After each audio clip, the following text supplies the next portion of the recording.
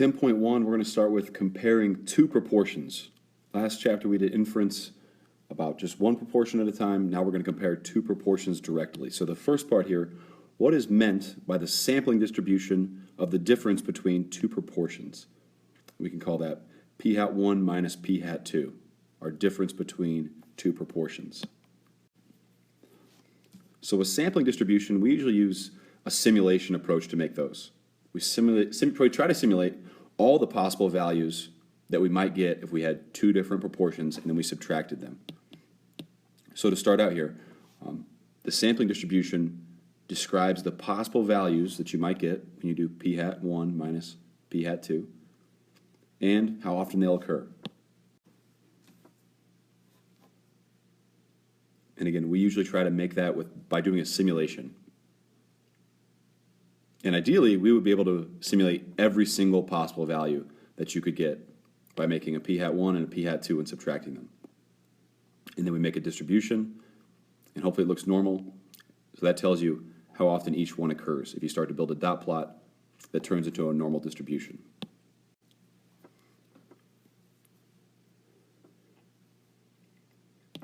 So the next part here, what are the shape, center, and spread of the sampling distribution of p hat 1 minus p hat 2?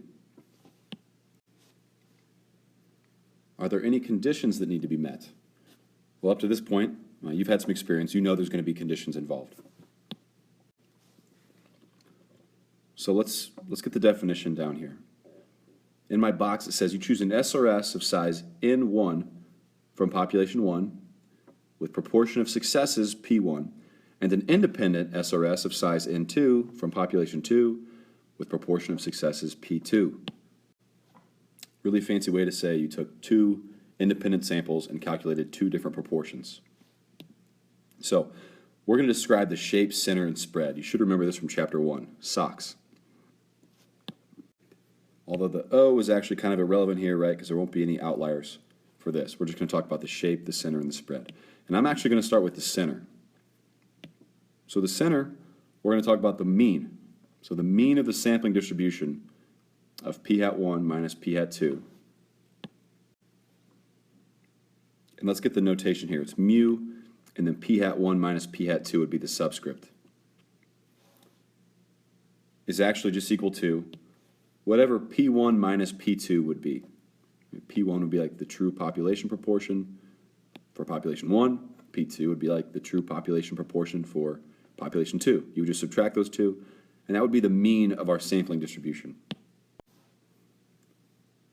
And for an illustration of this mean, just look at the bottom of the page, right? The illustration at the bottom. All right, the spread. So we're going to measure spread in standard deviation. So the standard deviation of our sampling distribution, and let's get the notation down for this too. Sigma, with p hat 1 and p hat 2 and subscripts down there, is a big square root, and you do p1 times 1 minus p1 over n1. You should sort of recognize that. Plus, inside the square root here, plus the same thing for p2. p2, 1 minus p2 over n2. So you sum those together and take the square root, and that would be the standard deviation of our sampling distribution. There is a condition we should point out. For standard deviation, we've seen this one before. It's the independence condition. So as long as independence is met, right, which we usually use the 10% condition if we're sampling without replacement. So standard deviation is all good. We can use this formula as long as the 10% condition is good.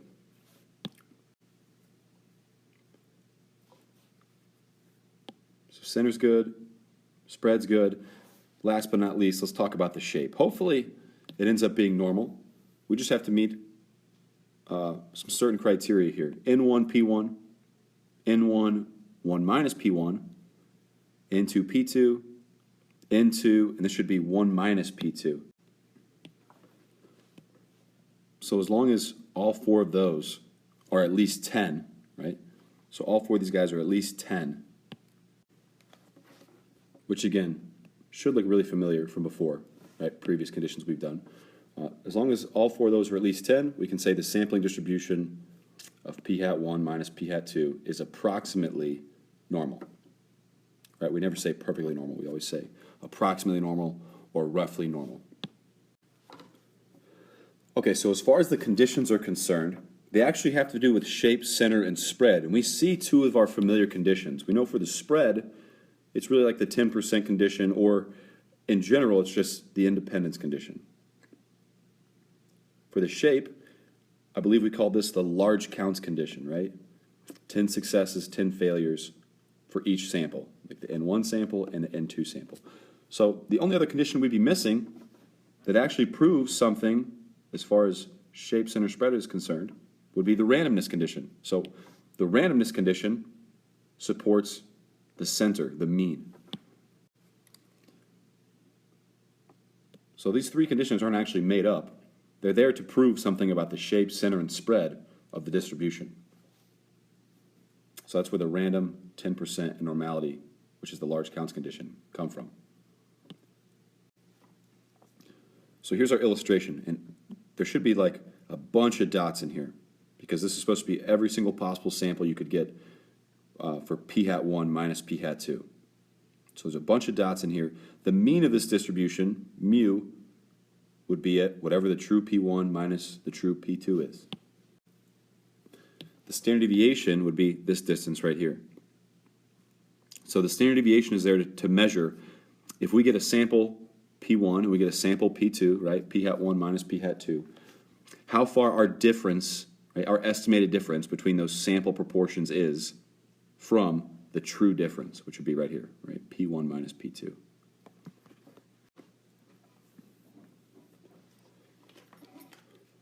All right, so let's put this theory to use. The first example here says American-made cars. Nathan and Kyle both work for the Department of Motor Vehicles, but they live in different states. In Nathan's state, 80% of the registered cars are made by American manufacturers. In Kyle's state, only 60% of the registered cars are made by American manufacturers. Nathan selects a random sample of 100 cars in his state, and Kyle selects a random sample of 70 cars in his state. Let P hat N minus P hat K be the difference in the sample proportion of cars made by American manufacturers. And obviously N would be Nathan's sample and K would be Kyle's sample. So what would the shape of the sampling distribution be? Right? If Nathan and Kyle were to take every possible sample of cars in their state and subtract the proportions, the sampling distribution would be, each have a dot for that, right? What would the shape be? And hopefully it's normal, but we'd have to meet the conditions. Right? So it asks why. So let's say the first sample was Nathan, right? So we had 100 cars, and 0.8 of them, right, were American made. So 100 times 0.8 is 80, which is bigger than 10.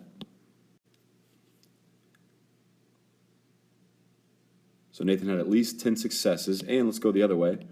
N1 times 1 minus P1, so 100 times now 0.2, also bigger than 10.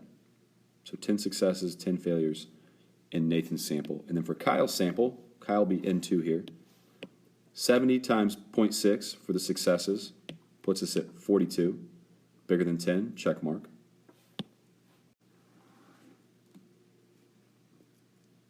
And then how many failures? So 1 minus P2 would be 70 times 0.4. So the leftovers there, that'd be 28, which is also bigger than 10. So all four of those are good, right? So we can say because they're all at least 10, that means the sampling distribution is approximately normal.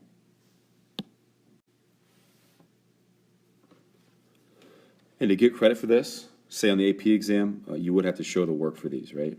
You can't just say, like, this green statement. That alone wouldn't be enough. So you have to show the calculations for each one. So part B says find the mean of the sampling distribution and show your work.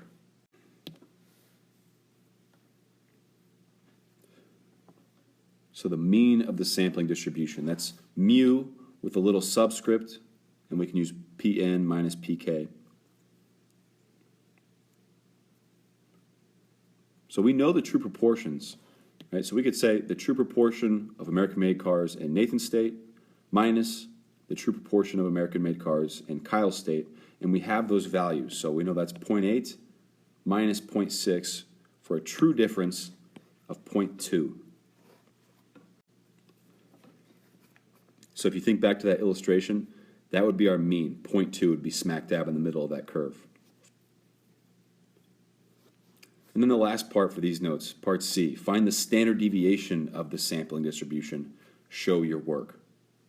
So one thing I want to point out here that a lot of kids miss, don't forget that this actually relies on the 10% condition, right? So we're not going to show it here, but something to remember. The spread, the standard deviation, that relies on the 10% condition.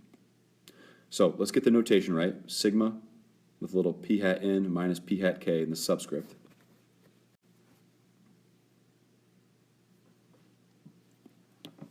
Then it's a big square root. And then we do, for Nathan's data, 0.8 times 0.2. Right, we'll jump right to the values here. Over 100 cars for the sample size. So that was for Nathan's data. And Kyle was 0.6, and then 1 minus 0.6 is 0.4 over 70 cars, which gives us 0.0709 for our standard deviation. All right, so that's our intro for comparing two different proportions. We talked about the sampling distribution, some characteristics, some conditions. That is all for these notes. I'll see you in class.